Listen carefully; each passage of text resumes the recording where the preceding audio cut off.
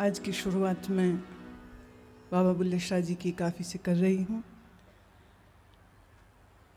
पंजाब की धरती पर पैर रखते ही पता नहीं क्यों सबसे पहले ये दिल को खींच लेते हैं अपनी तरफ। वैराग्य के इन बोलों को आप श्रवण कीजिए, फिर बाद में इसका अर्थ क्या है हम लोग उसकी ओर भी चलेंगे।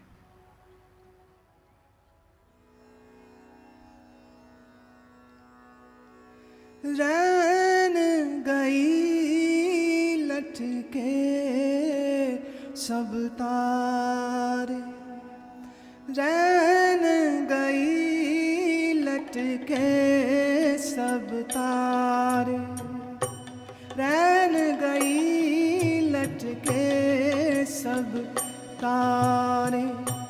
अब तो जाग मुसाफिर प्यारे, अब तो जाग मुसाफिर प्यारे। रैन गई लटके सब तारे, रैन गई लटके सब तारे। अब तो जाग मुसाफिर प्यारे, अब तो जाग मुसाफिर प्यारे। रैन गई लटके सब तारे, रैन गई लटके सब तारे।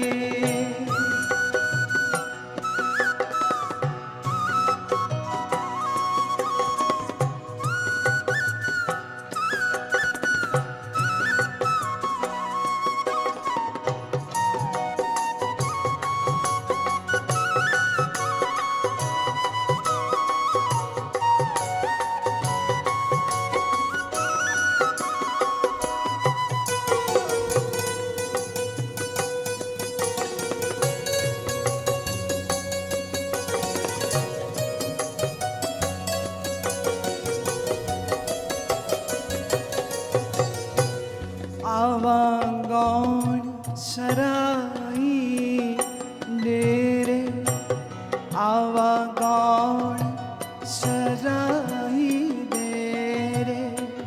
साथ तैयार मुसाफिर तेरे, साथ तैयार मुसाफिर तेरे। तना सुनिया पूछ नगारे, तना सुनिया पूछ नगारे।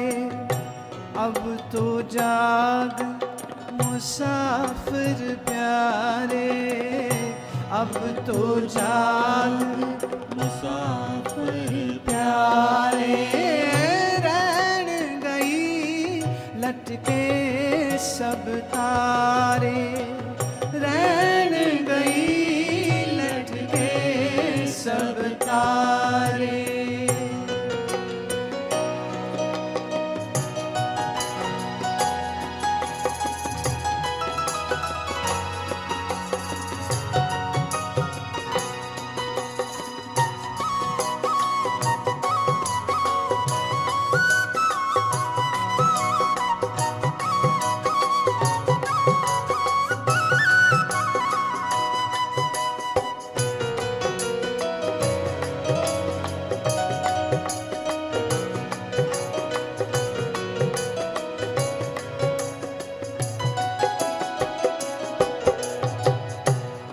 कर ले आज करनी बे थोड़ा, कर ले आज करनी बे थोड़ा। बौड़ न होसी आवण तेरा, बौड़ न होसी आवण तेरा। साथी चले चल चल पुकारे, साथी चले चल चल पुकारे। अब तो जाग मुसाफिर प्यारे, अब तो जाग मुसाफिर प्यारे, रैन गई चक्के सब तारे, रैन गई लटके सब तारे। अब तो जाग मुसाफिर प्यारे, अब तो जाग मुसाफिर प्यारे, रैन गई लटके सब तारे, रैन गई लटके सब तारे।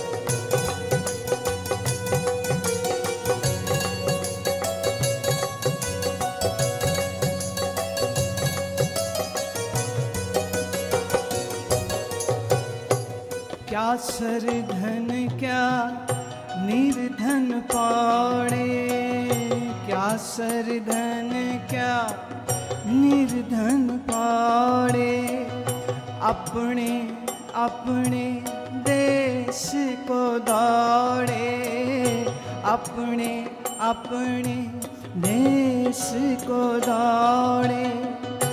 लद्धा नाम ले लियो संभारे, लद्धा नाम ले लियो संभारे। अब तो जाग मुसाफिर प्यारे, अब तो जाग मुसाफिर प्यारे, रैन रैन रैन रैन गई लटके सब तारे, रैन गई लटके सब तारे। अब तो जाग मुसाफिर प्यारे, अब तो जाग मुसाफिर प्यारे, रैन गई लटके सब तारे, रैन गई लटके सब तारे।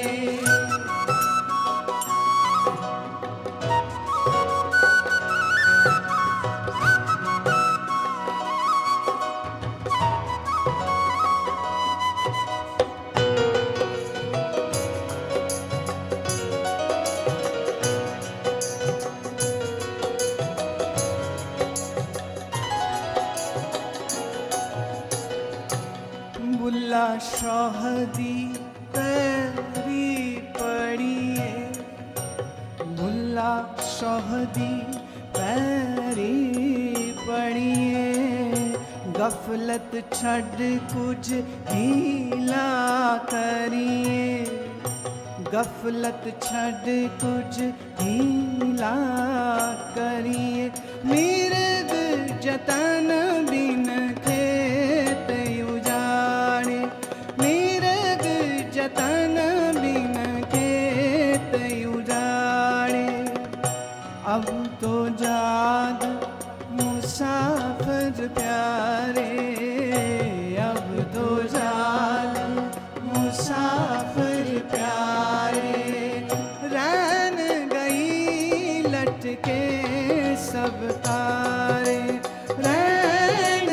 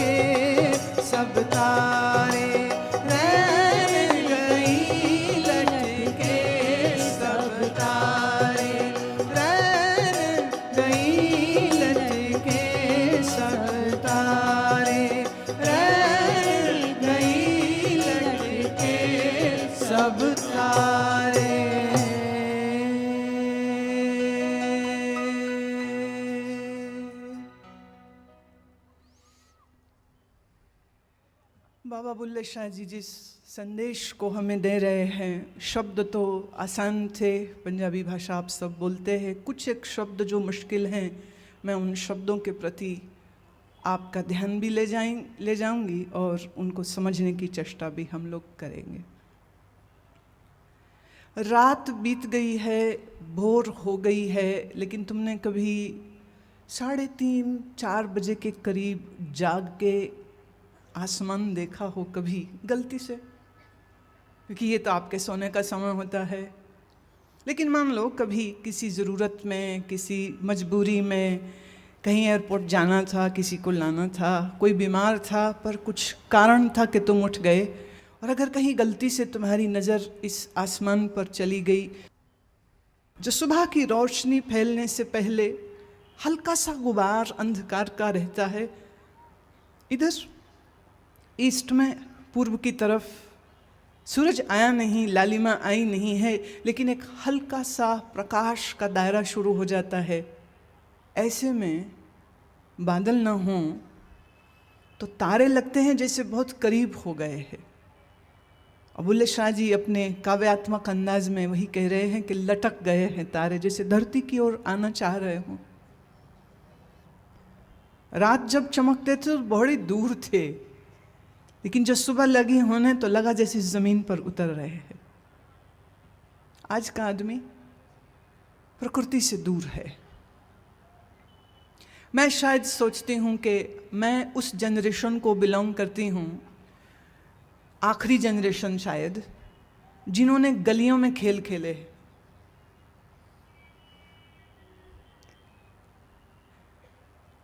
मैं उस जनरेशन का हिस्सा नहीं हूँ जो वीडियो गेम खेलता है।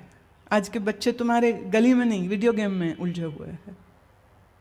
मैं शायद उस जनरेशन का हिस्सा हूँ जिस जनरेशन में गर्मी की रात पर चारपाइयों में बैठकर कहानियाँ सुनी जाती थी, कहानियाँ कही जाती थी।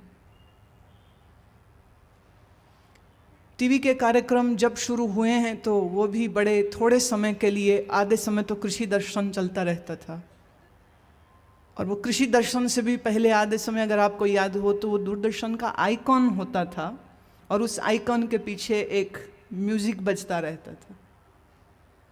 हम बच्चे लोग बस थक जाते थे उसके संगीत को, उस बोरियत को महसूस करते थे और फिर भाग जाते थे, गलियों में भागते थे, खेलते थे, थक हार के वापस आते थे।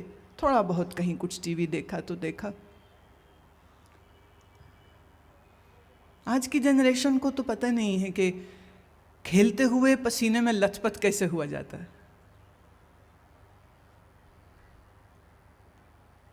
रात तारों को कैसे गिना जाता है। और घर में अगर बड़े बुजुर्ग रहते थे जिन घरों में, तो उन घरों के बुजुर्ग जल्दी उठते थे, और फिर छुट्टी होती थी तो अपने बच्चों को भी साथ उठाते थे कि चल बेटा आज छुट्टी है, गुरुद्वारे चल, आज मंदिर चलते हैं। अपने साथ बच्चों को भी उठाते थे। बच्चे कभी नहीं समझते थे तो चिल्लाते थे, और कभी कभी बड़े शौक से भी उठ जाते थे, नहा धो के साथ चलते थे कि बीजी बाबूजी के साथ हम गुरुद्वारे जा रहे हैं, हम मंदिर जाएंगे, हम वहाँ जाके प्रसाद खाएंगे, हम वहाँ जाकर के सेवा करेंगे। एक एक्साइटमेंट, क्योंकि बच्चों के लिए यह आउटिंग होती थी। आज आउटिंग के नाम पे मॉल में शॉपिंग होती है। मुझे मॉल से बिल्कुल कोई दिक्कत नहीं है, ना आपकी शॉपिंग से कोई दिक्कत है, पर जो मैं कहना चाह रही हूँ कृपया उसको समझिए। मैं ये कह रही हूँ कि आज का आदमी प्रकृति से दूर हो गया। हमारे पुराने आप जितने भी जो लोकगीत हैं, अगर आप उनको पढ़ो तो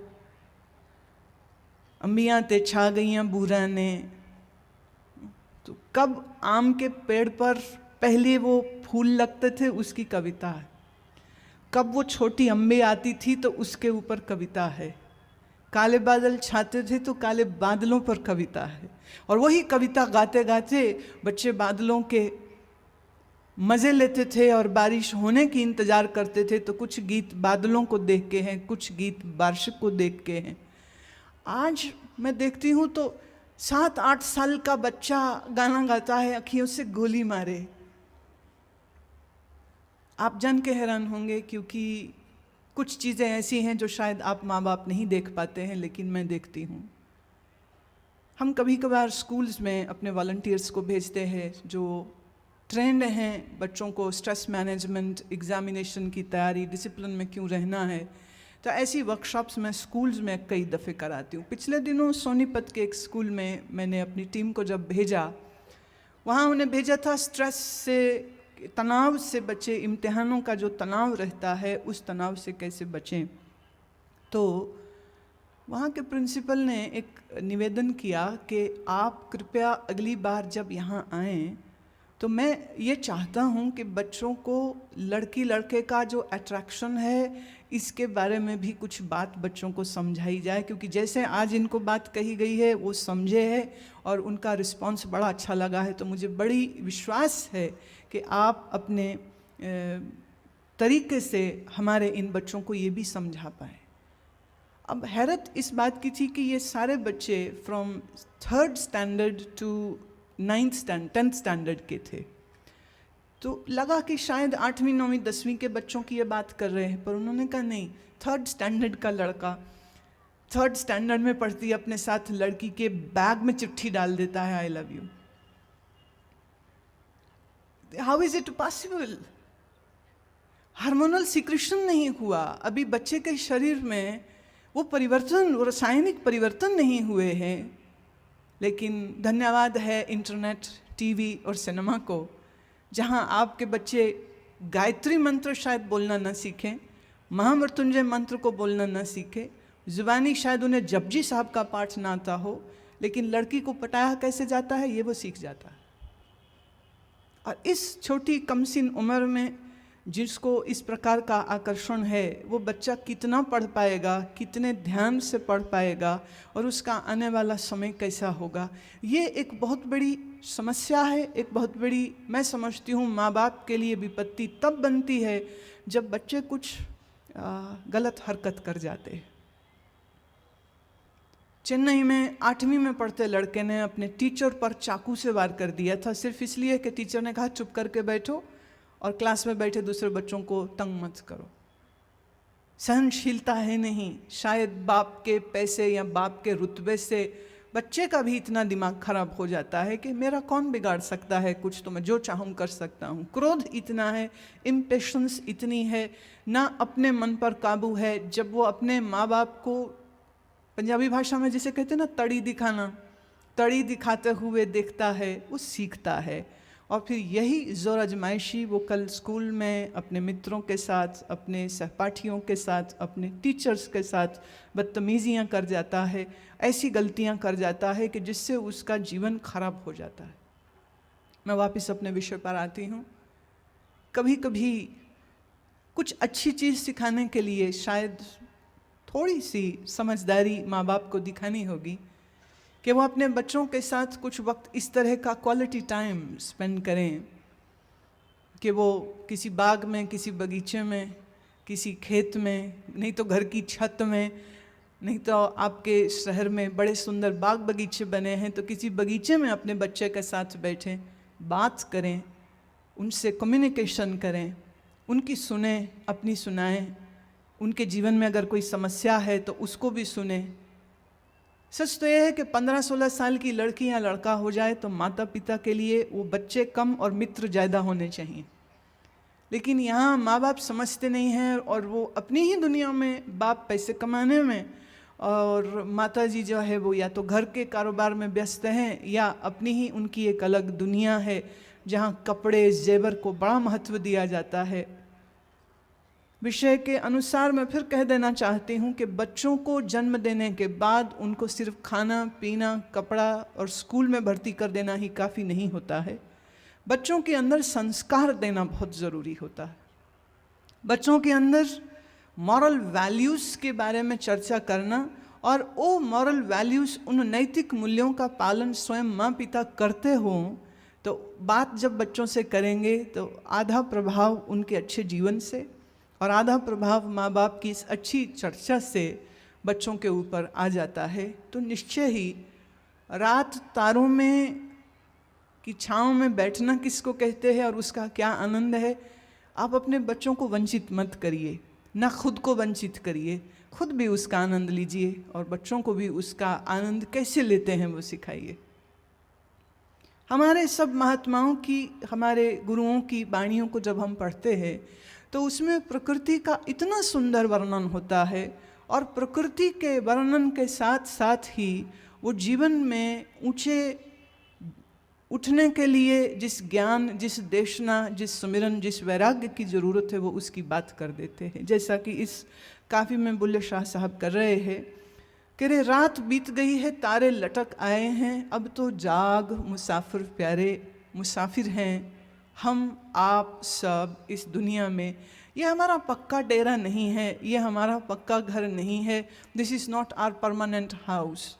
कई दफ़े सरकारी फॉर्म या किसी प्राइवेट फॉर्म को आप जब फिलअप करते तो उसमें लिखना पड़ता है कि आपका परमानेंट एड्रेस क्या है और आपका कॉरेस्पॉन्डेंस का एड्रेस क्या है। चिट्ठी पत्री का कोई अलग पता है तो लिखिए, और आपका घर का जो पक्का पता है उसको भी लिखिए, तो लोग दोनों पते लिखते हैं।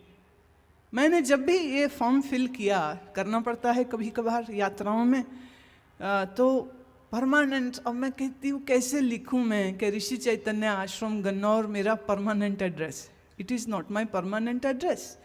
क्यों? 1997 में ये आश्रम था ही नहीं, तो मेरा वो पता नहीं था। आने वाले कल का भैया क्या भरोसा है, कब तक रहेगा। अभी पिछले महीने दिल्ली में भूकंप आया, छोटा सा तो झटका आया था, गन्नौर में भी महसूस हुआ। मैं एक सोफ़ा में बैठी पुस्तक पढ़ रही थी, और मेरे कमरे में जहाँ मैं बैठी थी वहाँ पर एक झूला था जिस पे कुछ बेल्स लगी हुई थी, घंटियाँ। जैसे ही भूकंप का वो झटका आया तो वो सब घंटियाँ बजने लग गईं। तो आज जब मैं ये काफ़ी पढ़ रही थी तो उसमें ये शब्द आया, तैना सुनया कूच नगाड़े। कूच माने चलने के लिए जो नगाड़े बजते हैं, तेरे कान सुनते नहीं क्या उसको, कि इस दुनिया में तू परमानेंट रहने वाला नहीं, तू चलना है। और रोज नगाड़े बज जाते हैं, मौत का नगाड़ा बज जाता है, ये मौत की घंटियां बज जाती हैं, तुम्हें सुनाई नहीं देती क्या? ये भूकंप आया तो वो सब घंटियां जोर जोर से बजने लग गई। मेरे लिए ये बड़ा विचित्र पर बड़ा आनंददायी अनुभव था। मैंने कहा अगर इस समय पर ये कमरे की छत मेरे ऊपर गिर जाती है या कुछ ऐसा हो जाता है, मैं इसको दुर्घटना नहीं मानूंगी, क्योंकि मृत्यु दुर्घटना नहीं होती है। मृत्यु दुर्घटना नहीं है, मृत्यु सिर्फ एक घटना है। जैसे आपके जीवन में और बहुत कुछ घटित होता है, ऐसे एक दिन मृत्यु घटित हो जाएगी। और this is not the end of the story, it is just end of the one chapter followed up by the next chapter. एक अध्याय की समाप्ति है, एक नया अध्याय शुरू हो जाता है। यहाँ दी एंड तो सिर्फ ब्रह्मवेत्ता का होता है, दी एंड सिर्फ किसी योगी, किसी महात्मा का होता है जिसने अपने कर्मों के बीज जला दिए हैं, जिसने निर्विकल्प समाधि में जाकर अपने जन्मों जन्म के पाप और पुण्य के बीजों को जला दिया है। जब उसका शरीर छूटता है तो दी एंड होता है। लेकिन जब कोई साधारण स्त्री या पुरुष या बच्चा या बूढ़ा मरता है, ये उसका दी एंड नहीं है। कर्म बड़े हैं भाई, पाप पुण्य कैसे कैसे कर्मों का एक बड़ा जखीरा उसने बना के रखा है, एक बहुत बड़ा अंबार हमने खड़ा करके रखा है। और एक कर्म की फोर्स ऐसी है, जैसे समझ लीजिए धरती का गुरुत्वाकर्षण, ग्रेविटी। आप जलंधर की सबसे ऊंची इमारत पे खड़े हों और आप कहें कि मैंने तो दोस्ती कर ली है ग्रेविटी से, मैं अब यहाँ से अगर छलांग मार दूँ तो गुरुत्वाकर्षण मुझे कुछ नहीं कहेगा। ऐसी किसी खुशफहमी में मान लीजिए कोई ऊंचे से इमारत से नीचे कूद जाए तो क्या होगा आप भी जानते हैं, हड्डियां टूटेंगी, खोपड़ी फूट जाएगी, क्योंकि धरती ये नहीं समझती है, गुरुत्वाकर्षण अपने नियम को किसी के लिए नहीं बदलता है।